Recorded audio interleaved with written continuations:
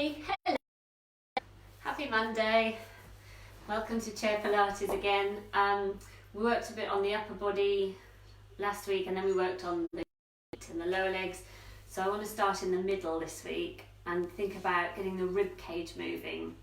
So you're going to put your hands on your lower ribs, about there, and start just by taking some deep rib breaths.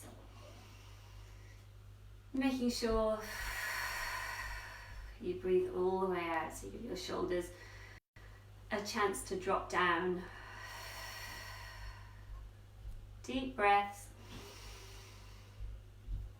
So you should feel those lower ribs moving and expanding. Let's take 3 more.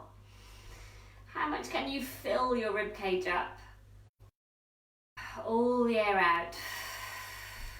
So there's somewhere to go on the inhale. Fill up, keep expanding, and then pull the air out. 1 more. See how long you can breathe in for. Get the lower ribs, the side ribs moving, and then pull the air. Then you're going to take your left arm. Let's hold onto the chair with the right hand. You're going to reach the left arm up to the ceiling as high as you can upwards. And then bring it back down. Hold on to your chair, take the right arm as high as you can, and then lower back down. And let's breathe in as you reach up, and breathe out as you come down. Breathe in as you reach up, breathe out as you come down. Keep going. You might even be able to send your breath into that side of your rib cage as you inhale. Imagine you're filling up the side that's opening.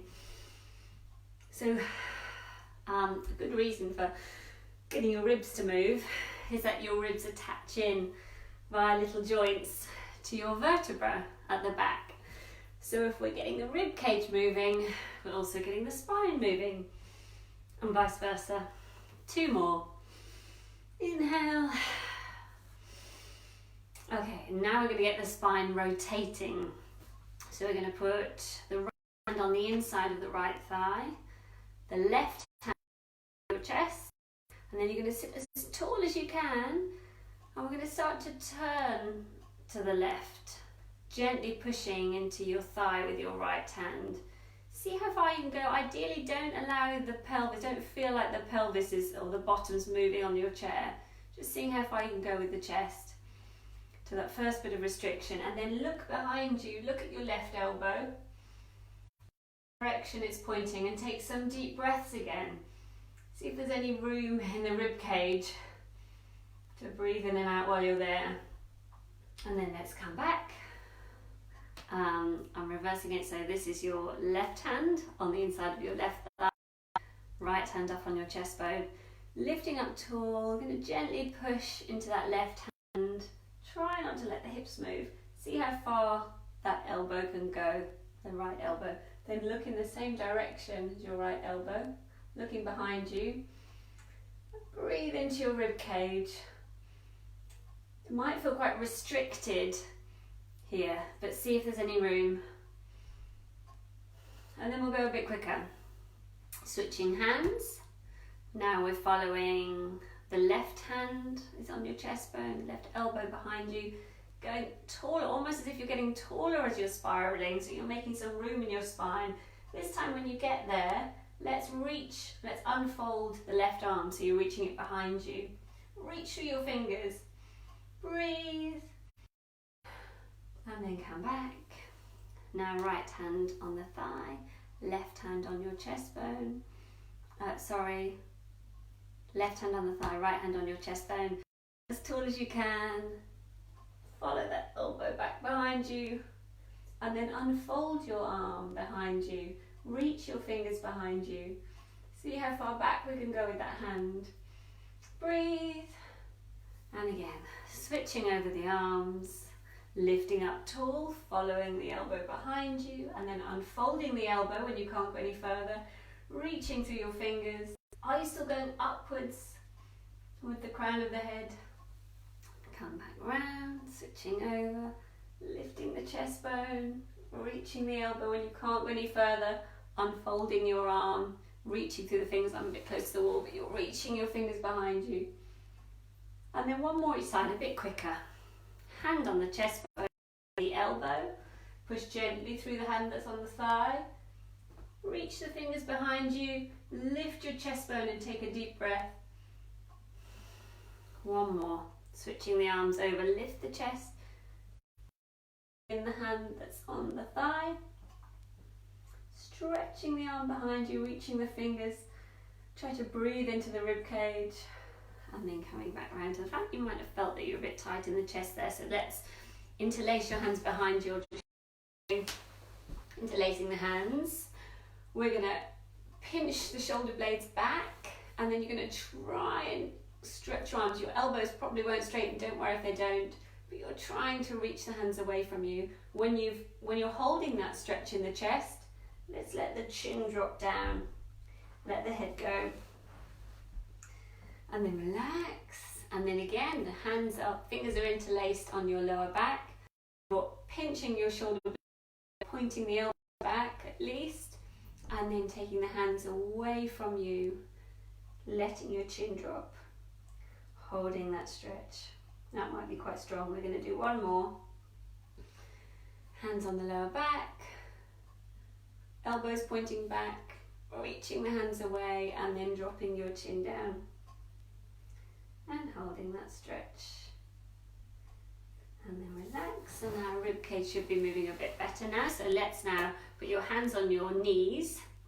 And we're going to roll forward. You're going to let the chin drop down. You're going to slide your hands down over the knees, if you can get that far. Slide the hands down the front of the shins. And come to a natural stop when you feel you're getting enough stretch in your back. Let it dangle. And then I want you to try and just stay and breathe into the back on the sides of the ribs. So you're aiming to send your breath here. If you've never done that before, you might not feel much moving, but if you're trying, there'll be something happening. Nice deep breaths into the back of the rib cage, the back and the sides of the ribs, and then uncurl. Let's do it twice more. Now you know what you're doing. Really let your neck go. Stretch out the back of the neck. We spend a lot of time like this with the back of the neck short. So we really want to let that open out. Slide the hands down the shins. Breathe into the back of the ribs and the sides of the ribs whilst letting your head hang. And come back up. One more. Slide the hands over the knees. Tuck the chin, slide the hands down the shins. Wherever you get to is fine. Try and breathe into the back of the ribs and the sides of the ribs. And then let's come back up. Let's really get the spine moving now. Hands are going to stay on the knees. I'm just showing you side on so you can see my back. But you're going to send the middle of your back backwards towards the back of your chair. And you're going to look in towards your belly button. And then you're going to lift your chest and do your bottom out. So we go the middle of the back into the back of the chair, look into your belly button, and then the chest out, bottom out. So joining in with the head as well. You're looking down as you send the middle of the back towards the back of the chair, looking up as you send your bottom out, your chest out. Go a bit quicker, rounding the back, lifting the chest. You can even use your feet. You can feel like you're pushing the floor away with your heels as you send the back of the middle of the back in towards the chair. And then lifting the chest. Pushing the floor away with your feet as you round. And then lifting the chest. One more of each. Big movements. Doesn't have to be precise. Just getting your spine moving. And then back to the middle. And I think, how long have I been? I would like to go on a little bit longer. Oh, hello, Catherine. Catherine's watching. Let's just a little bit to wake up your legs. So let's try sitting up tall first of all, and not letting your back move, and lifting one leg and then the other leg. Put your hands on your hips. Check that you're staying nice and still. Lifting one leg and the other leg. It's surprising how difficult that is if you're used to slumping down here. So can you keep your back upright And lift one leg and the other leg. Move. Then we're going to keep the feet on the floor. Hands in front of you. We did some of this the other day, squeezing your sitting bones. You're going to try and squeeze your sitting bones and you're going to push down into your heels. Squeezing the sitting bones, pushing down into your heels. Now this is as big or as small as you make it. If you're called Catherine Nutting, then you can come off your chair and go slowly down. So you might be able to make it quite big, providing your chair isn't on a slippy floor. If you're quite new to exercise, you might just want to do a little tiny, as if you're going to lift but then you change your mind. But all the time you're pushing into your heels and you're trying to squeeze your sitting bones. Okay, we're going to send the knees out to the side now, nice and wide with your feet and your knees. Make sure your knees are over your feet and you haven't sent the feet out without your knees. Hands in front, same thing, pushing down into your heels and hovering your hips either all the way off or just slightly, just taking the weight out of your sitting bones, taking the weight out of your hips. Let's just spend a few more minutes doing this, pushing into the heels. Hips. This is something you can do whenever you're sat on the sofa, particularly if you are elderly and you're starting to find it hard to get up and down the stairs. You can practice this whenever you're watching telly.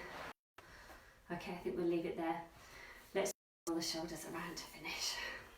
So because we were focusing mainly on the rib cage, what you might want to do is put all the workouts together. You might want to do your foot workout, your rib cage workout, you're getting your spine moving, and then your shoulder girdle and your hands and wrists workout.